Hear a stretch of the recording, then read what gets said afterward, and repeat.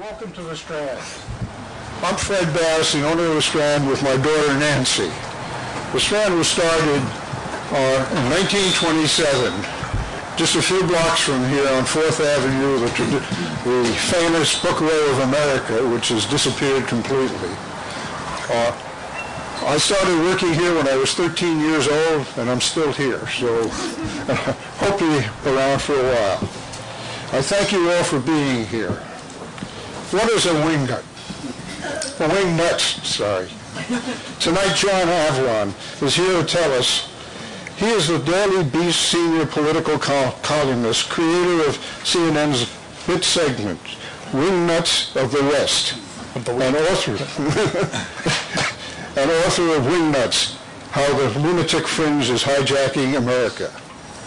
Wingnuts is the first book to be published by the Tina Brown's Beast Books, which was created to provide new outlet for writers who cannot wait for traditional publishing schedules.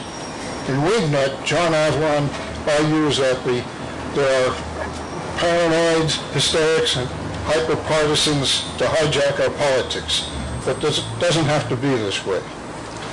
John was the speechwriter for Mayor Giuliani and was the deputy policy director for the 2008 campaign.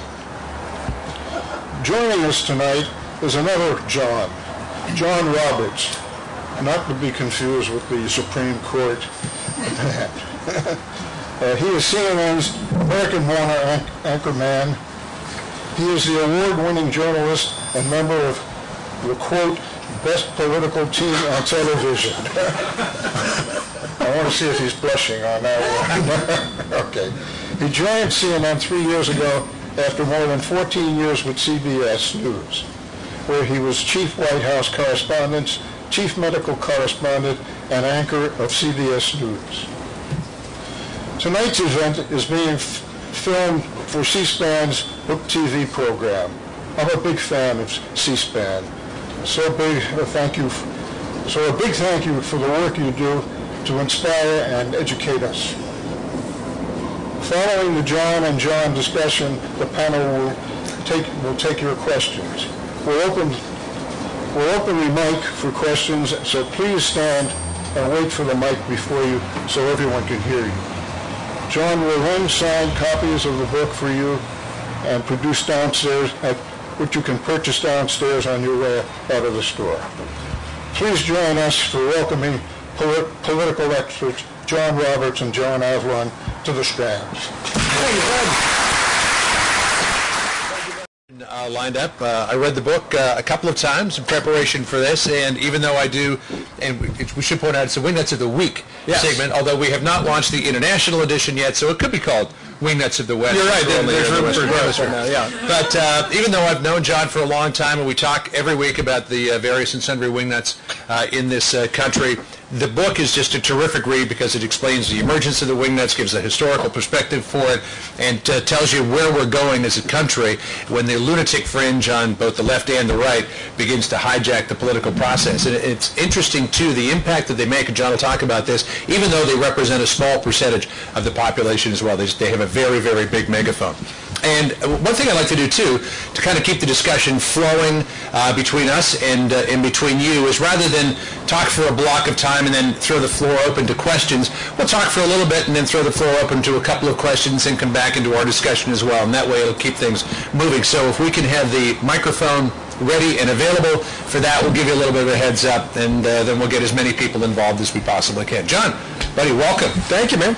Thanks for being here with us. Appreciate it. Again, the book is called Wingnuts, How the Lunatic Fringe is Hijacking America. It's John's second book. His first book was Independent Nation. And we should probably start out with Wingnut. This is a term that has been used from time to time, but you've sort of coined it in the political realm. To you, what is a wingnut? A wingnut. So what is a wingnut? That's where we begin with this. Well, I define wingnut as someone on the far right wing or far left wing of the political spectrum.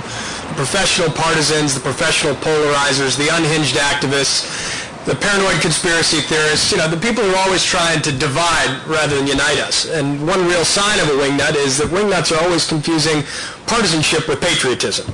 They think by being a good partisan, it somehow makes them a good patriot. And they tend to lose a sense of perspective and forget the big picture. And right now, the wingnuts have been hijacking our politics and really dividing our country. And you say in the book that the far left and the far right are equally insane.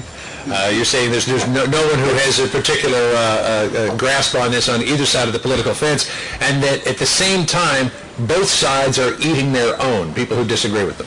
Yeah, that's right. I do believe the far right and the far left can be equally insane, and because neither party has a monopoly on virtue or vice.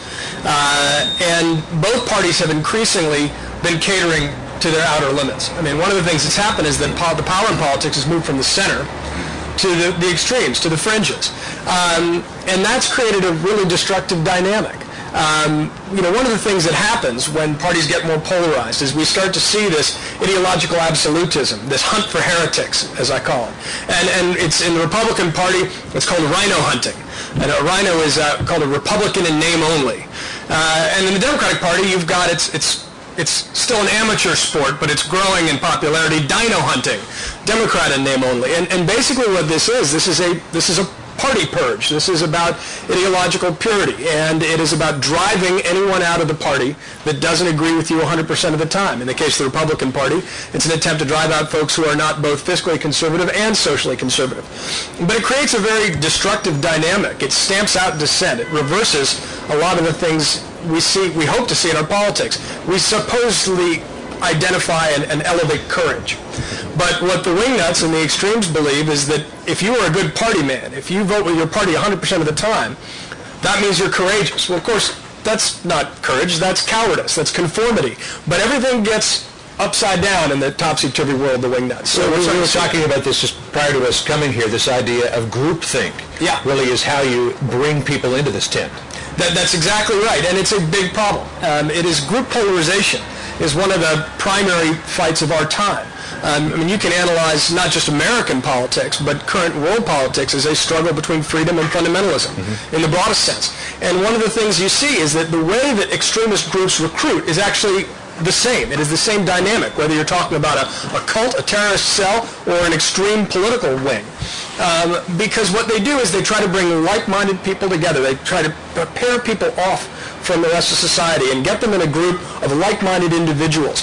And they try to incite them and radicalize them by pushing out anyone who dares disagree. That's a pretty serious comparison to say that some of these right and left-wing political groups sort of mirror the same sort of recruiting dynamic as a terrorist group. Yeah, and I want to be very clear. There is no moral equivalence at all between wingnuts in American politics and terrorism.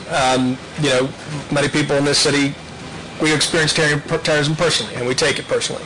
But the dynamic we are indulging has some of the same traits. An attempt to try to radicalize people, an attempt to try to separate them from society and incite them to ever-increasing feats of extremism, and to separate them from the rest of society by saying they have special knowledge and it's the rest of society that's corrupt or weak. That's a dynamic that's as old as the hills, and it's usually very destructive.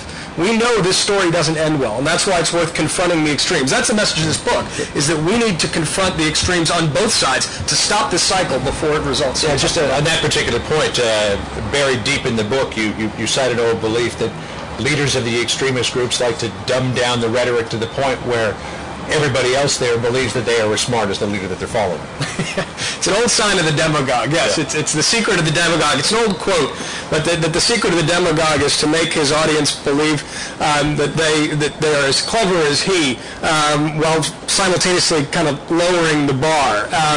And you can look, partly it's economic downturns are always boom times for demagogues, and that's partly what we see. We see a rise in extreme politics whenever there's an economic downturn, because people are looking for something to blame. They're looking for an outlet for their anger and their anxiety.